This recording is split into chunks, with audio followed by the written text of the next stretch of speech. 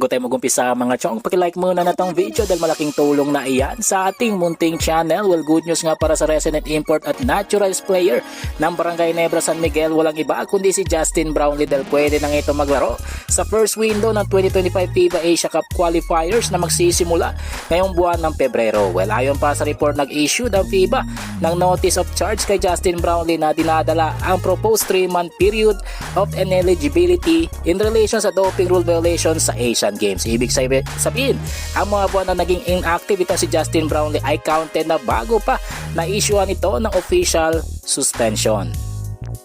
Ay ibang balita, punta naman tayo kay Coach Chito Victorero na positibo lamang kahit panatalo ang Magnolia sa Game 1 Finals kontra San Miguel Beermen. Well, ayon pa kay Coach Chito Victorero, hindi siya na-discourage sa naging talo sa Game 1 Finals kontra SMB. Sa halip ang gagawin nila ay manood ng film para malaman kung ano ang pwedeng gawin at kung ano ang nangyari sa laban. Sinabi din ni Coach Chito Victorero ay positibo silang lahat at sa katunayan ito ay isang serye, hindi isang do or die game. Well, panghuli sa ating balita mga chong, patungkol naman sa sinabi ni Chris Ross matapos ang Game 1 Finals kontra Magnolia Chicken Templados. Well, ayon pa kay Chris Ross, Game 1 pa lamang at marami pang pwedeng mangyari kaya hindi dapat maging complacent sa finals dahil marami pang ang pwedeng mangyari. Dagdag pa ni Ross, isang magaling na team ang Magnolia kaya andito sila ngayon sa finals kaya dapat laging paganda ng bawat game kontra Magnolia Chicken Templados ngayong finals. Well mga chong, nandito na lang ang ating balitang PBA at syempre huwag kalimutan mag-subscribe at i-like itong video bilang pagsuporta sa This is Channel B. Once again,